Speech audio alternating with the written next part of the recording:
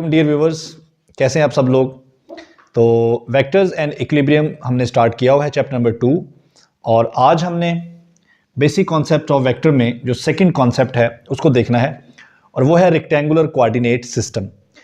इस सिस्टम को सबसे पहले कार्टेशियन एक साइंटिस्ट था उसने इंट्रोड्यूस करवाया, तो उसी के नाम पे हम इसको कार्टेशियन कोऑर्डिनेट सिस्टम भी बोलते हैं या इसको हम रेक्टेंगुलर कोऑर्डिनेट सिस्टम भी बोलते हैं।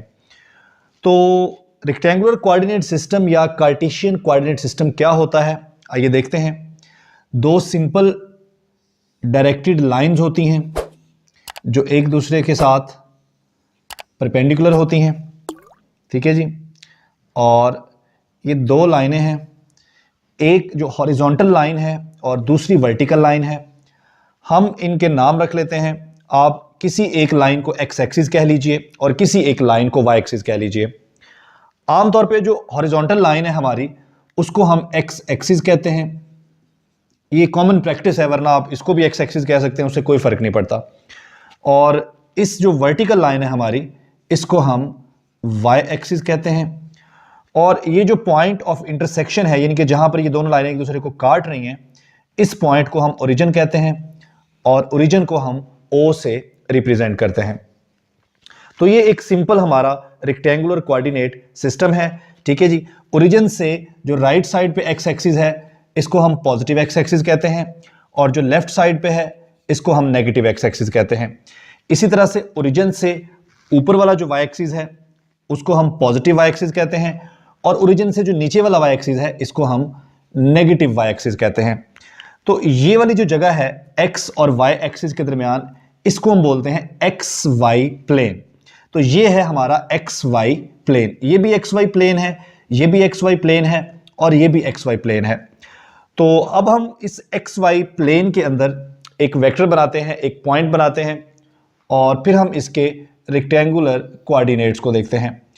तो ये देखिए जी, यहाँ पर हमने एक पॉइंट ले लिया है P और उस पॉइंट को हमने ओरिजिन से एक वेक्टर के साथ रिप्रेजेंट किया है। जो वेक्टर हमने यहाँ पर यूज़ किया है ओरिजिन से इस पॉइंट तक, उस वेक्टर का जो मैग्नीट्यूड है वो d है। ये लाइन हमारी x एक्सिस है और ये लाइन हमारी y एक्सिस है।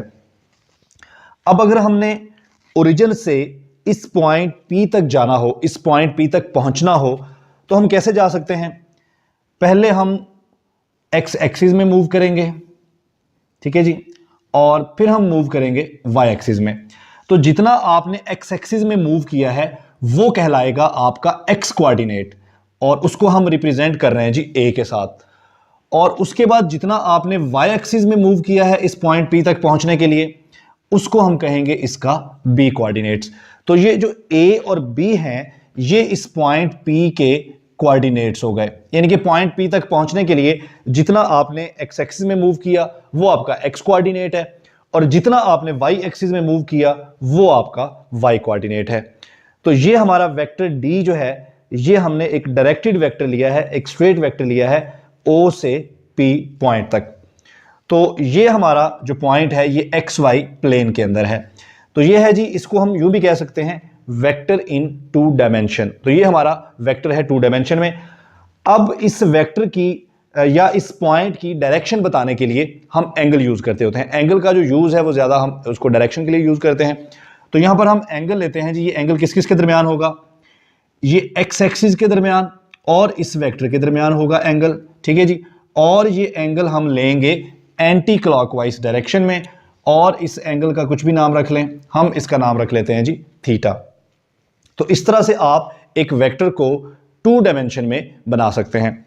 लेकिन अगर आपको वेक्टर को बनाना हो स्पेस में, ठीक है जी, उसे हम कहेंगे वेक्टर इन 3D या हम उसे कहेंगे वेक्टर इन स्पेस, ठीक है जी। उसे हम वेक्टर इन 3D या वेक्टर इन स्पेस। अब यहां स्पेस से मुराद कोई भी जगह हो सकती है, ठीक है। ये देखें, ये हमारी स्पेस है। यहाँ स्पेस से मुराद एम्प्टी स्पेस ही नहीं होता, स्पेस से मुराद यहाँ कहीं भी कोई भी स्पेस हो सकती है, लेकिन स्पेस से मुराद कोई भी ऐसी जगह होती है जिसको हम 3 डायमेंशन से रिप्रेजेंट करते हैं। तो स्पेस में किसी भी वेक्टर को बनाने के लिए आपको 3 डायमेंशन चाहिए होंगे। मिसाल के तौर पर ये एक वेक्टर है जो कि मैंने स्पेस में बना लिया है, ठीक है जी, और ये कोई पॉइंट है, कोई फर्जी पॉइंट सपोज कर लें आप। तो अब इस वेक्टर को रिप्रेजेंट करने के लिए आपको 3 एक्सिस चाहिए। कौन कौन से जी? चलें इसको कह लें, ये हो गया एक्स एक्सिस, ये हो गया वाई एक्सिस, और एक तीसरा एक्सिस ये वाला जी एक्सिस। तो स्पेस में किसी भी वेक्टर को रिप्रेजेंट करने के लिए आपको 3 एक्सिस चाहिए होते हैं।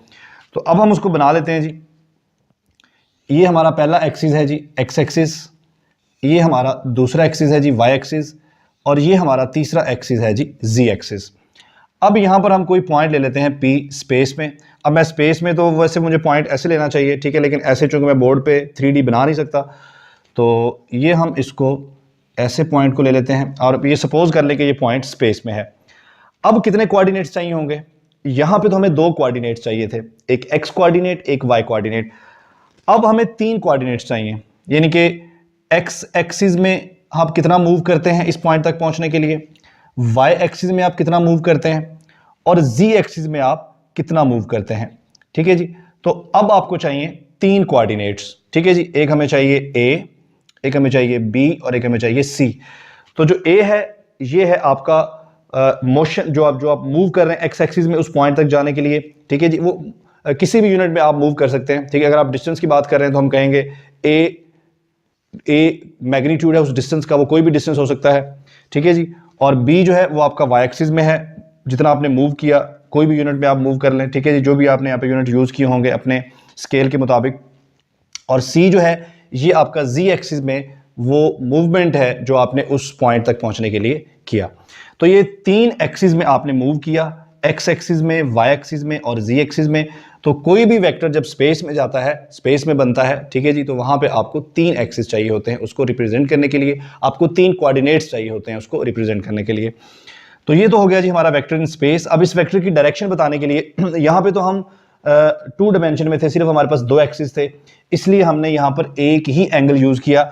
लेकिन स्पेस में आप 3 इंडिपेंडेंट एंगल भी यूज कर सकते हैं वेक्टर की डायरेक्शन को रिप्रेजेंट करने के लिए। और वो एंगल्स क्या होंगे? एक्स एक्सिस के साथ अलग से लेंगे हम एंगल, वाई एक्सिस के साथ अलग से, और जी एक्सिस के साथ अलग से। तो जो एक्स एक्सिस के साथ होगा उसको आप अल्फा कह लें, जो वाई एक्सिस के साथ होगा उसको बीटा कह लें, और जो जी एक्सिस के साथ होगा उसको आप गैमा कह लें। तो ये 3 एंगल्स जो हैं ये रिप्रेजेंट करते हैं direction of a vector in space. तो यहां पर हमारा रेक्टेंगुलर कोऑर्डिनेट सिस्टम कंप्लीट हो गया है। रेक्टेंगुलर कोऑर्डिनेट सिस्टम को हम सिंपली एक्स वाई प्लेन या एक्स वाई जी प्लेन भी कह सकते हैं, और इसको हम कार्टेशियन कोऑर्डिनेट सिस्टम भी कह सकते हैं। वीडियो यहां पे खत्म हो गई है जी। Thank you, Allah Hafiz.